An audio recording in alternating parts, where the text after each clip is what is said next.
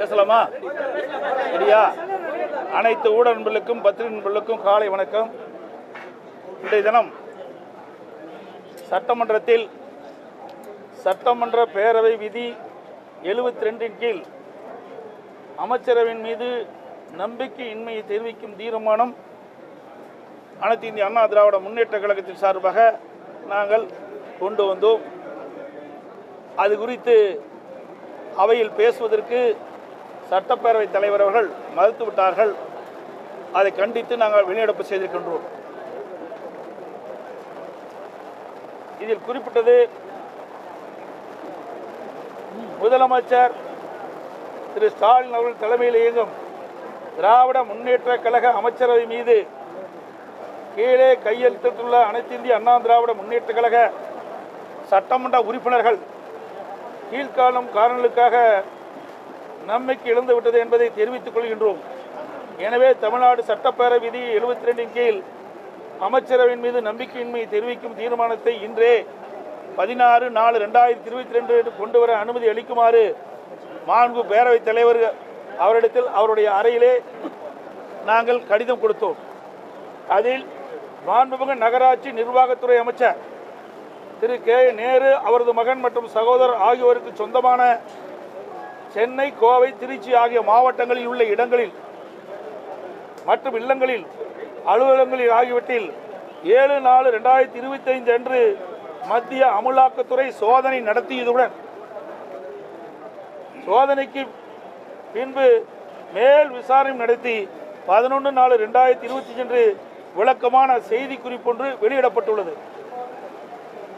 அடுத்தது, மாண்புமிகு வனம் மற்றும் காவல்துறை அமைச்சர் திரு கே பொன்முடி அமைச்சராக பதவி ஏற்கும் பொழுது அளித்த உறுதிமொழியை மீறி இந்து மதத்தை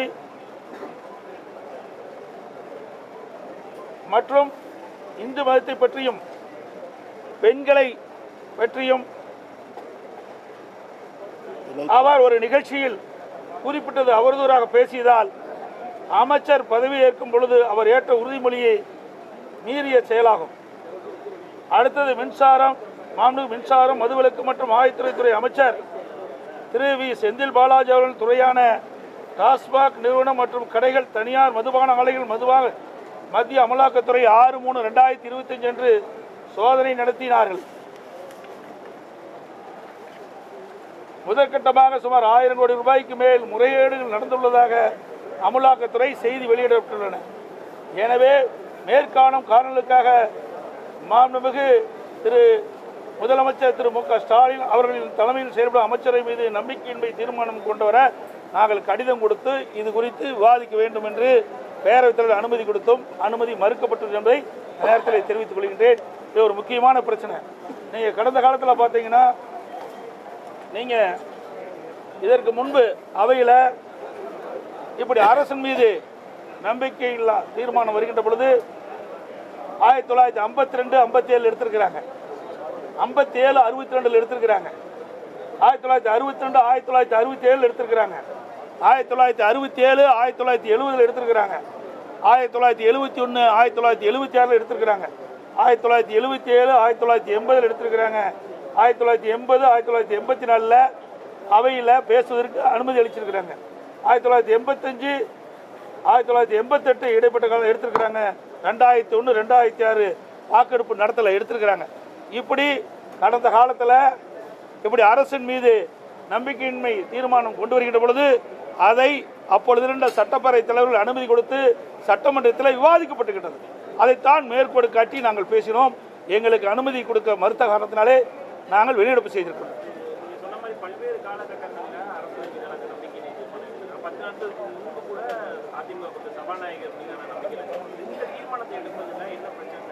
அதுதாங்க அவையில் தான் சொல்ல வேணும்.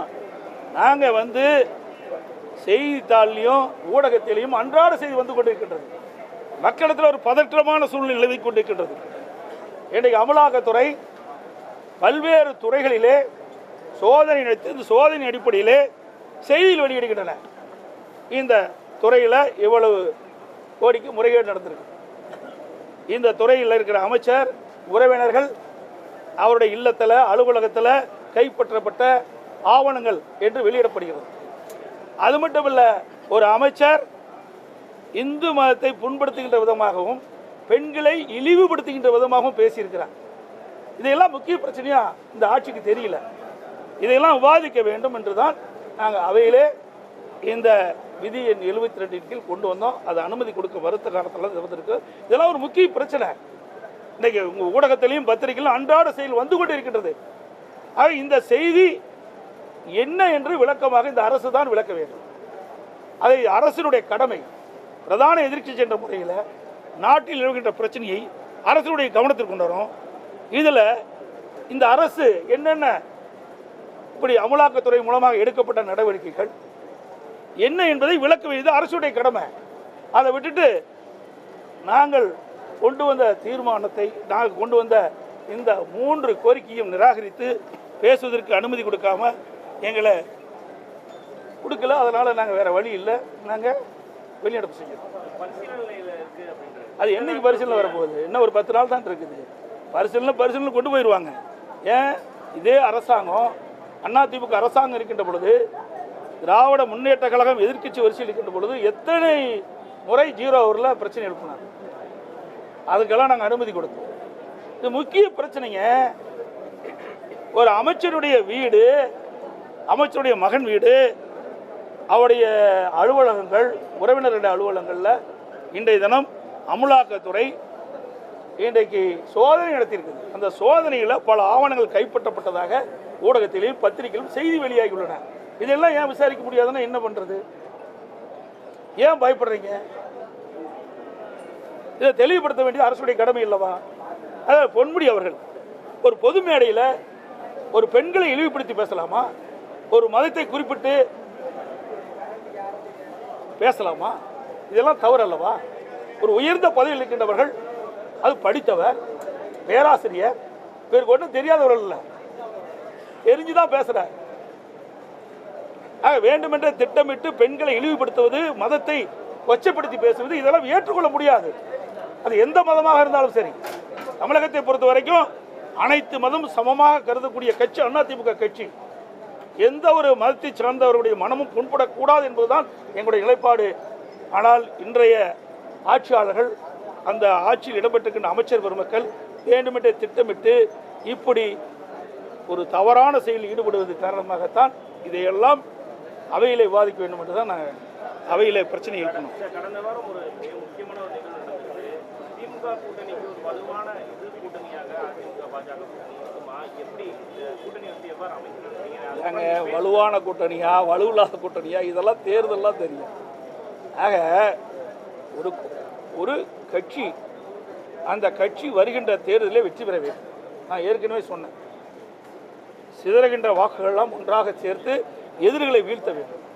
அப்படி இந்த ஆளுகின்ற திராவிட முன்னேற்ற கழக கட்சி வீழ்த்த வேண்டும், இந்த ஆட்சியிலிருந்து அகற்றப்பட வேண்டும் என்ற கருத்து உள்ள கட்சிகளெல்லாம் ஒன்றாக இணைத்து நாங்கள் தேர்தலில் போட்டியிடுவதற்கு நாங்கள் முயற்சி செய்தோம். அந்த முயற்சி முதற்கட்டமாக பாரதிய ஜனதா கட்சி எங்களோடு இணைந்திருக்கிறோம்.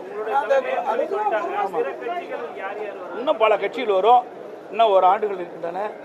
அனைத்து இந்திய அண்ணா திராவிட முன்னேற்ற கழகம் பாரதிய ஜனதா கூட்டணி அமைத்திருக்கின்றன. எங்களுடைய கூட்டணியில் இன்னும் பல கட்சிகள் விரைவில் சேர இருக்கின்றன. எல்லாம் எப்படி வெளியில் பேச முடியும்? சிலதான் பேச முடியும், சிலதெல்லாம் பேச முடியும். அதிமுக பாஜக கூட்டணியை வந்து திமுக கூட்டணி விமர்சிக்கிறாங்க. சந்திரபாத கூட்டணி, அதாவது பாஜக கூட்டணியை இல்லைன்னு சொன்னவங்க வந்து அதை வச்சிருக்காங்கன்னு ஒரு விமர்சனம் வைக்கிறாங்க. ஏங்க, எங்கள் கட்சி நாங்கள் யார் வேணாலும் கூட்டணி வைப்போம். இவங்களுக்கு ஏங்க எரிச்சல் போடுறாங்க? ஏங்க பயம்? இன்னைக்கு பயம் வந்துட்டுது. அதிமுகங்கிறது ஒரு பிரதான கட்சி. இன்னைக்கு தமிழகத்தில் 30 ஆண்டு காலம் ஆட்சி புரிந்த கட்சி, 50 பொன்விழா கண்ட கட்சி. எங்களுடைய கட்சி ஆட்சிக்கு வர வேண்டும். அந்த எண்ணத்தின் அடிப்படையிலே நாங்கள் கூட்டணி அமைத்துக் கொண்டிருக்கிறோம். ஆகவே நாங்கள் கூட்டணி அமைச்சா உங்களுக்கு என்ன கஷ்டமா இருக்குது? உங்களுக்கு என்ன எரிச்சல் போடுறீங்க? நாங்கள் யாரோட வேணாலும் கூட்டணி வைப்போம், அது எங்களுடைய இஷ்டம். நீங்கள் இவரோட கூட்டணி வச்சா வரமாட்டீங்க, அவரோட கூட்டணி வச்ச மாட்டேங்க. நீங்கள் சொல்ல அது உங்களுக்கு தகுதி இல்லை, அருகதி இல்லை. இதெல்லாம் மக்கள் முடிவுன்றது, வாக்காளர் பெருமக்கள் முடிவு செய்யும். அமைச்சருடைய செய்தி மாநில உரிமை தொடர்பாக முதலமைச்சர் ஒரு தீர்மானம் கொண்டு வந்திருக்காரு. அதற்கு அதிமுக எந்தவித கருத்தும் தெரிவிக்கல. இது வருத்தம் அளிக்குதுன்னு முதலமைச்சர் சொல்லியிருக்காரு. கடந்த காலங்களில் திமுக கொண்டு வந்திருக்கக்கூடிய தீர்மானங்களுக்கு அதிமுக கருத்து வேறுபாடு இருந்தாலும் அதற்கு ஆதரவு தெரிவிச்சிருந்தாங்க. ஆனா இந்த விஷயத்துல எதுவும் எடுக்கல அப்படின்றாரு. அருமையான கேள்வி கேட்டீங்க. இதை கேள்வி கேட்பீங்கன்னு நினைச்சிட்டு இருந்தேன். சிந்திச்சு பாருங்க. அத்தனை ஊடகங்களும் பத்திரிகைகளும் மனசாட்சி உள்ள மனிதர்கள் அத்தனை பேரும் எண்ணி பார்க்க வேண்டும். 16 ஆண்டு காலம் மத்தியிலே ஆட்சி அதிகாரத்தில் இருந்தது திமுக. இந்த 16 ஆண்டு காலம் ஆட்சி அதிகாரத்தில் இருக்கின்ற பொழுது அப்பொழுது திமுக மாநில சுயாட்சியை சட்டத்தை கொண்டு வந்து நிறைவேற்றப்பட்டிருந்தால் இந்த பிரச்சனை இருந்திருக்காது. ஆட்சி அதிகாரத்தில் இருக்கும் போதெல்லாம் இதை கொண்டாடல.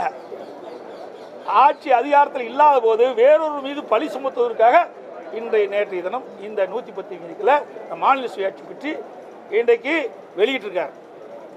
நல்லா சிந்திச்சு பாருங்க. 2006 2011 மாநிலத்திலையும் இவருடைய ஆட்சி, மத்தியிலையும் திமுக அங்கம் வைக்கின்ற காங்கிரஸ் கூட்டாட்சி. அந்த காலகட்டத்திலேயாவது கொண்டு வந்து மாநில சுயாட்சி நிறைவேற்றிக்கலாம்ல. ஏன் நிறைவேற்றல? அதுதான் எங்களுடைய கருத்து, எங்களுடைய ஆதங்கம்லாம் அதுதான். ஒரு வாய்ப்பு கிடைக்கின்ற பொழுது தமிழ்நாட்டு மக்களுடைய நலன் சார்ந்த பிரச்சனையை நிறைவேற்றிக்கலாம். அதை தவற விட்டுட்டீங்களே. இப்போ அடுத்த ஆண்டு தேர்தல் வர இருக்குது. அந்த தேர்தல் வருவதற்கு இன்றைக்கே நாடகத்தை ஆரம்பிச்சிட்டாங்க. திராவிட முன்னேற்ற கழக அரசு மீது மக்கள் கொந்தளிப்போடு இருக்கிறாங்க, மிகப்பெரிய வெறுப்போடு இருக்கிறாங்க. திராவிட முன்னேற்ற கழக ஆட்சி அகற்ற வேண்டும். 2026 சட்டமன்ற தேர்தலில் வாக்காளர் பெருமக்கள் எதிர்நோக்கி கொண்டிருக்கிறாங்க. அதை மடைமாற்றுவதற்காக, அதை திசை திருப்புவதற்காக இன்றைக்கு மாநில சுயாட்சி என்ற ஒரு நாடகத்தை நேற்றைய தினம் அரங்கேற்றிருக்கிறார். உண்மையிலேயே இவருக்கு மனசாட்சி இருந்தால் மத்தியில் ஆட்சி அதிகாரம் இருக்கும்போது ஏன் நீங்க நிறைவேற்றல? ரகுபதி நேற்று பேசுறார் அக்கறையிலேன்னு. நீ மத்திய மந்திரியா இருந்தீங்களா? ரகுபதி அவர்களே மத்திய மந்திரியா இருந்தீங்களா? வேட்டி மாற்றி கட்டிட்டு போனாலும் பரவாயில்ல, அதை பற்றி நாங்கள் கவலைப்படல. என்ன நீ எந்த கட்சிக்கு வேணாலும் போவா.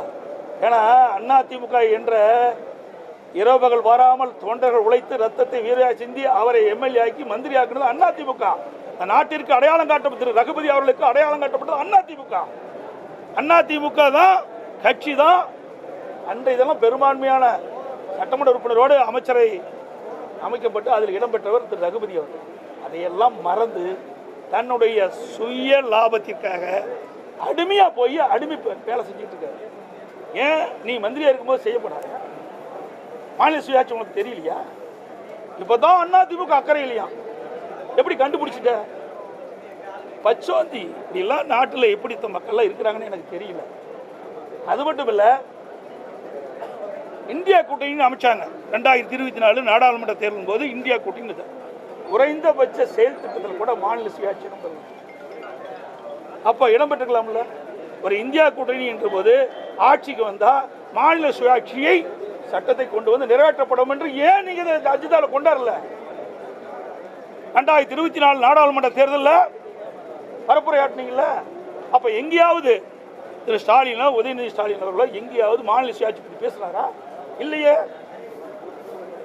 எல்லாம் சுய லாபத்திற்காக. மத்தியில் ஆட்சி அதிகாரம் கிடைக்க வேணும். அது தன் குடும்பத்திற்கு, கருணாநிதி குடும்பத்தை சேர்ந்தவர்கள் மத்தியில் ஆட்சி அதிகாரத்துக்கு வரணும். அதுதான் அவருடைய நிலைப்பாட ஒழிய தமிழ்நாட்டு மக்கள் மீது அக்கறை இல்லாத ஒரு அரசாங்கம் திமுக அரசாங்கம், திமுக கட்சி. அன்னைக்கு நடந்த அதிமுக பாஜக கூட்டணி அரசுன்னு சொல்லி அவங்க கூட்டணி அரசுன்னு சொல்லவே இல்லை. நீங்க தப்பா புரிஞ்சுக்கிட்டு ஏதோ வித்தியெல்லாம் காட்டுறீங்க. தயவு செய்து இந்த வித்தியெல்லாம் விட்டுருங்க. கூட்டணி அரசு அதாவது அனைத்து இந்திய அண்ணா திராவிட முன்னேற்ற கழகம், பாரதிய ஜனதா கூட்டணி ஆட்சி புரிஞ்சுக்கங்க. ஏங்க திருப்பி அதுக்குள்ள வர ஏதாவது விறுவிறுப்பான செய்தி உங்களுக்கு வேணும், எங்கிட்ட இருந்து புடுங்க வேணும். அப்படிலாம் அவர் சொல்லவே இல்லை. திருப்பியும் சொன்னார். டெல்லிக்கு மாண்புமிகு பிரதமர் மோடி அவர்கள் தமிழ்நாட்டுக்கு என்னுடைய பெயரை சொல்லி சொன்னார். இதிலிருந்து நீங்கள் புரிஞ்சுக்க வேண்டியதானே. இதிலிருந்து ஏதாவதோ அதில் கண்டுபிடிச்சி விஞ்ஞான மூளையெல்லாம் பயன்படுத்தி கண்டுபிடிக்கிற வேலையில் விட்டுருங்க. அதெல்லாம் நாங்கள் பார்த்துக்கிறோம். அனைத்து ஊடகங்களுக்கும் பத்திரிகைகளுக்கும் வணக்கம், நன்றி. சாரி,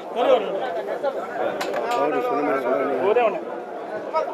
இன்றைக்கு கோவை மாவட்டம் திருப்பூர் மாவட்டத்தில் விசைத்தறி தொழில் நிறைந்த பகுதி. அதுவும் அந்த விசைத்தறி நிறைந்த பகுதியில் கடந்த 1 மாத காலமாக இந்த விசைத்தறி தொழில் செய்கின்றவர்கள் வேலை நிறுத்தத்தில் ஈடுபட்டிருக்கின்றார்கள். விசைத்தறி இருக்கின்ற நெய்கின்ற அந்த நெசவாளர்களுக்கு கூலி உயர்வு கேட்டு இன்றைக்கு அவர்கள் இந்த அரசுடைய கவனத்திற்கு கொண்டது 1 மாத காலமாகுது.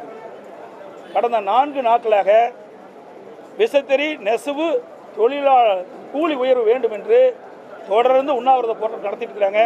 இந்த அரசு அவளை அழைத்து பேச்சுவார்த்தை நடத்தி அவருடைய கோரிக்கையை நிறைவேற்றி தர வேண்டும் என்று அன்போடு இந்த நேரத்தில் கேட்டுக்கிறேன். ஏன்னா இது பல லட்சம் தொழிலாளருடைய வாழ்வாதாரம்.